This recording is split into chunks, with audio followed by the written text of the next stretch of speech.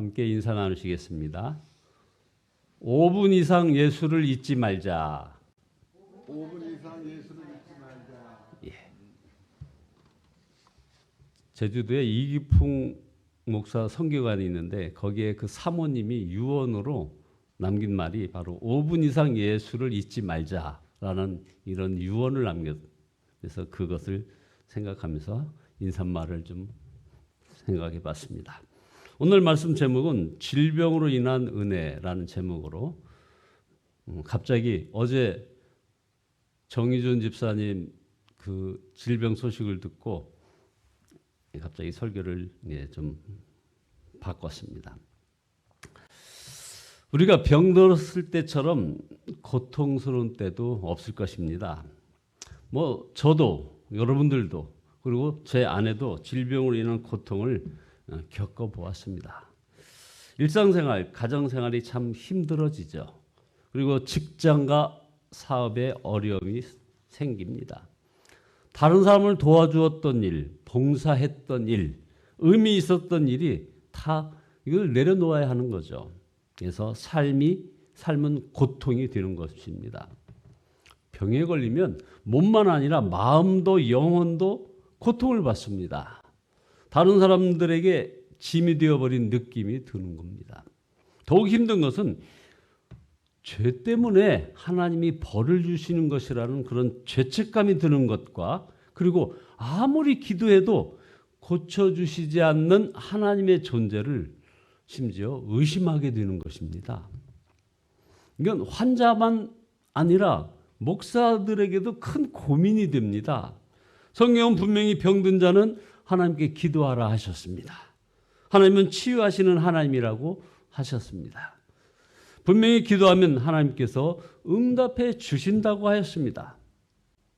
그런데 어떤 치유 집회라거나 뭐 안수 기도를 하면 사실 또 누군가는 고침을 받습니다. 그런 경우를 너무나도 많이 보았습니다. 그러나 그렇게 기도했는데도 치유받지 못한 경우는 사실은 더 많습니다. 이런 경우 치유받지 못한 사람의 고통은 이제 더 커지는 겁니다. 왜 하나님은 나를 고쳐주시지 않는가?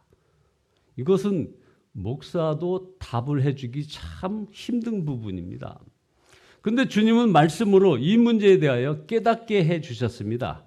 하나님은 우리가 기도하면 반드시 응답하시고 치유를 구하면 다 고쳐주신다는 것입니다. 예수님은 구하는 대로 응답하시겠다고 하시지는 않고 좋은 것을 주시겠다고 하셨습니다.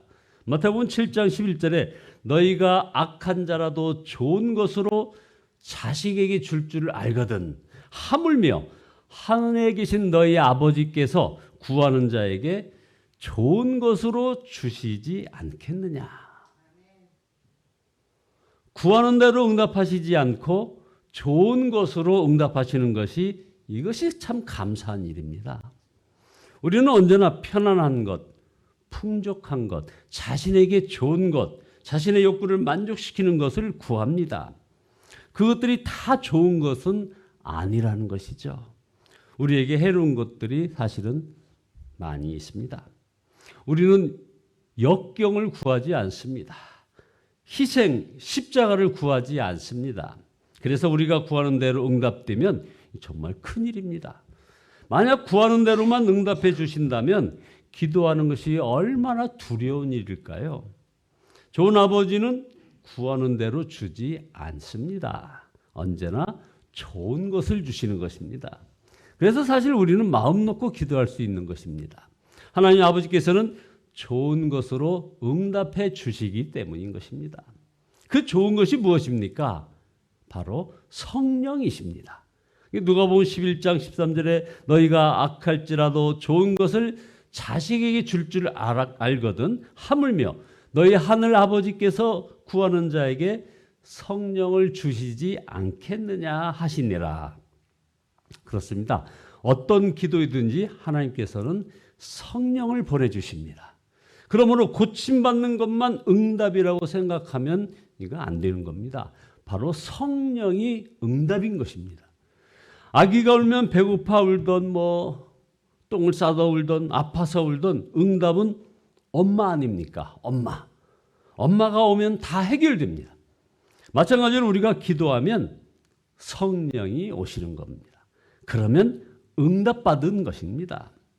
그러면 오늘 이 설교를 이렇게 듣거나 또 방송으로 시청하시는 여러분 모두 다 응답받게 될 것입니다. 질병이 고쳐진 것보다 더 중요한 것은 성령의 역사가 함께 하였느냐 하는 것입니다. 질병으로 인하여 주님을 찾게 되고 기도하게 되고 회개하게 되고 감사를 깨닫고 화해하게 되고 성도들이 기도하여 교회 공동체가 살아났다면 성령의 역사가 있는 것입니다. 보십시오. 스데반이 순교할 때 성령의 역사가 함께 하였습니다. 그는 응답을 받지 못한 것이 아니라 너무나 놀라운 응답을 받은 것입니다. 이것이 바로 하나님의 응답을 분별하는 바른 기준입니다. 다윗을 보십시오. 다윗은 밧세바와 사이에서 낳은 아이가 병들어 죽게 되었을 때 정말 식음을 전폐하고 기도하였지만 결국 아이는 죽고 말았습니다. 다윗은 아이가 죽었음을 알고는 일어나 씻고 음식을 먹었습니다. 그것을 이상하게 여긴 신하들에게 이렇게 말을 합니다. 사무엘하 12장에 보면 이르되 아이가 살았을 때는 내가 금식하고 운 것은 혹시 여호와께서 나를 불쌍히 여기사 아이를 살려주실는지 누가 할까 생각함이거니와 지금은 죽었으니 내가 어찌 금식하랴. 내가 다시 돌아오게 할 수 있느냐. 나는 그에게로 가려니와 그는 내게로 돌아오지 아니하리라 하니라. 이것이 기도하며 하나님의 응답을 분별하는 바른 자세입니다. 아들이 죽기 전까지는 살려달라고 간절히 기도하였습니다. 그러나 하나님께서는 아들을 죽게 하셨습니다. 그때 다윗은 이제 더 이상 그 문제에 매이지 않았습니다. 하나님의 응답이라고 여겼습니다. 그 다윗에게 하나님께서 다시 아이를 주셨는데 그게 바로 솔로몬이었습니다.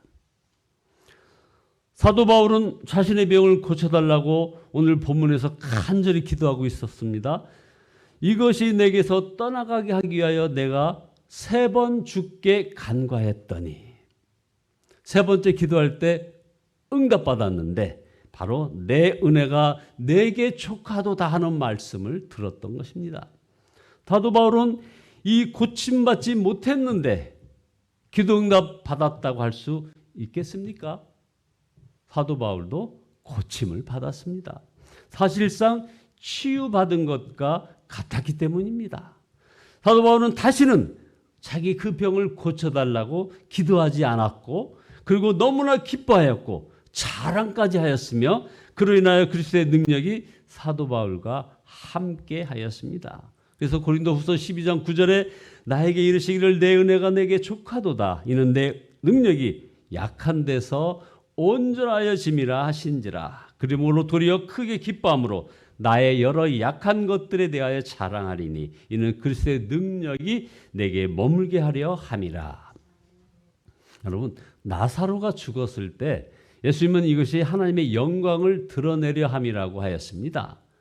요한복음 11장 4절에 보면 예수께서 들으시고 이르시되 이 병은 죽을 병이 아니라 하나님의 영광을 위함이요 하나님의 아들이 이로 말미암아 영광을 받게 하려 함이라 하시더라.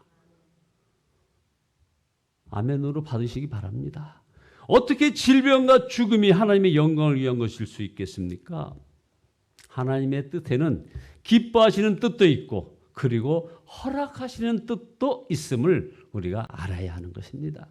모든 사람이 구원을 받고 구원받은 자는 하나님의 자녀된 축복을 누리며 이 땅에 하나님 나라가 세워지는 것이 하나님의 기뻐하시는 뜻입니다. 그러나 세상에는 마귀가 하나님의 뜻이 이루어지지 않게 역사하고 있는 것 또한 사실입니다.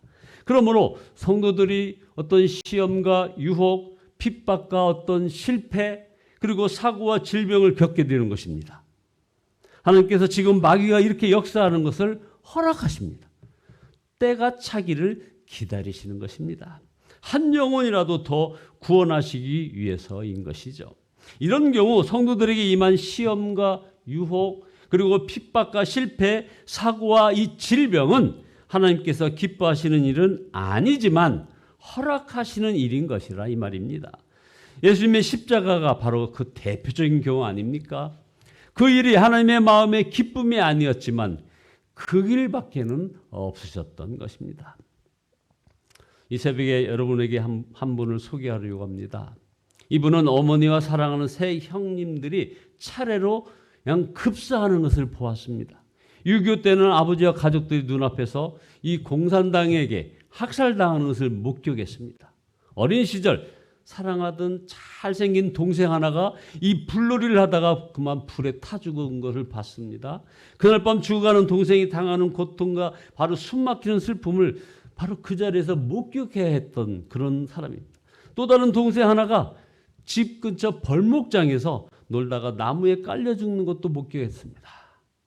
고등학교 교감으로 봉직하던 착하디 착한 동생이 10살에서부터 16살까지 줄줄이 딸 넷을 남겨놓고 간암으로 죽는 아픔도 겪었습니다. 그로부터 1년 지난 후에는 그 목사님이 사랑하는 딸이 위암으로 157일 동안 고통을 겪다가 두 어린 딸을 부탁한다는 말을 남기고 죽는 그런 참혹한 비극을 맛보아야 했습니다. 이어서 동생과 재수 씨도 죽고 막내 동생은 강경화로 시한부 인생을 살고 있었습니다. 고아원을 차려야 할 정도로 많은 자녀들을 그에게 맡기고 다들 떠나버렸습니다. 이게 얼마나 기가 막힌 상황입니까? 저나 여러분이 그분이 겪은 사건만 하나만이라도 겪었더라도 깊은 절망과 회의에 빠졌을 것입니다. 바로 이분이 환갑 나이에 끊임없이 계속되는 비극을 겪으면서 이런 고백을 남겼습니다. 정직하게 고백하면 나는 하나의 얼굴로 웃고 다른 얼굴로는 운다. 내 영혼 주님을 찬양하고 기뻐하고 감사하며 깊은 곳에 샘물같이 환희가 솟는다. 그러나 다른 마음의 하늘에서는 비가 끊임없이 내리고 있다. 옆을 보면 정신 착란증에 걸릴 것 같고 위를 보면 현기증이 난다. 내 안에 들여다보면 죄와 추한 것들이 있고 과거는 회한과 슬픔뿐이며 미래는 안개처럼 불확실하고 불안하다. 나는 주님만 바라보아야 한다. 주님 안에만 거해야 한다. 과거는 아무리 더럽고 아프고 서러워도 내일과 새해와 미래는 때묻지 않은 순수한 페이지, 무한한 잠재적 가능성이 백지와 같이 열려있다. 마치 시집가는 처녀처럼 새날을 맞이하여 새 집에서 새 살림 꾸려 새 사랑을 살자. 한 해 한 해를 사는 것이 아니라 하루하루를 사는 것도 아니다. 한 발짝 한 호흡 주님을 사랑하며 날마다 영원한 첫사랑으로 살자. 주님 안에 거하며 주님을 호흡하며 살자. 내게 기쁜 위로와 감사와 찬송과 평안이 있다. 그것은 내게서 나온 것이 아니라 성령이 은혜로 주 안에서 내게 주시는 것들이다. 바로 이것이 주 안에서 사는 사람, 사나 죽으나 예수님을 위하여 산 사람의 그런 고백입니다. 이분이 바로 CCC 대학생 선교에 돌아가신 김중건 목사님이십니다. 결론입니다. 병이 고침받는 것과 고침받지 못하는 것 중 어떤 것이 더 하나님께 영광을 돌리는 일인지는 이건 속단하지 말아야 합니다. 히브리서 11장 35절에 여자들은 자기의 죽은 자들을 부활로 받아들이기도 하며 또 어떤 이들은 더 좋은 부활로 얻고자 하여 심한 고문을 받되 구차히 풀려나기를 원하지 아니하였으며 라는 말씀이 있습니다. 여러분 이 경우 누가 잘된 것입니까? 믿음으로 살다가 세상 복을 받은 사람과 믿음으로 고난만 당한 사람은 하나님 나라에서 누가 더 행복할까요? 질병을 위하여 기도하면서 온전한 치유가 무엇인지를 우리가 알아야 합니다. 그것은 단순히 병을 낫는 것만 아닙니다. 성령의 역사가 함께 하는지를 보아야 하는 것입니다. 병 중에서도 자신의 죄를 회개할 기회를 얻게 됩니다. 바로 성령께서 역사하시는 것입니다. 자신의 삶에 진정으로 감사하며 주를 위해 헌신할 수 있는 마음을 갖게 되는 것입니다. 주님께 순종하며 질병을 견디어 가는 것입니다. 하나님께서 어떤 분인지 더 깊이 알게 되는 것이죠. 다른 사람과 자신에게 은혜와 위로와 또 용기를 주는 것입니다. 많은 사람이 하나님께로 이런 상황을 통해서 돌아오게 되는 것입니다. 바로 이게 성령께서 역사하신 것입니다. 질병 중에 기도했을 때 성령께서 임하시고 주님께서 역사하셨다면 충분합니다. 감사합니다 고백하며 나아가면 주님께서 더욱 놀랍게 역사하실 것입니다. 병든 몸을 고쳐주시되 몸만 아니라 마음과 영혼도 치유함을 받는 우리 예수님께 모든 성도 되시기를 예수 그리스도의 이름으로 축원드립니다. 기도하시겠습니다. 여호와 라파 전능하신 하나님을 찬양합니다. 회개합니다. 아버지 하나님, 우리가 놓여 있는 모든 질병과 어려움과 모든 현안 앞에 그것이 더 크게 보이고 우리 주님이 보이지 않았음을, 바라보지 않았음을 아버지 주 앞에 고백하며 회개합니다. 주님 용서하여 주시옵소서.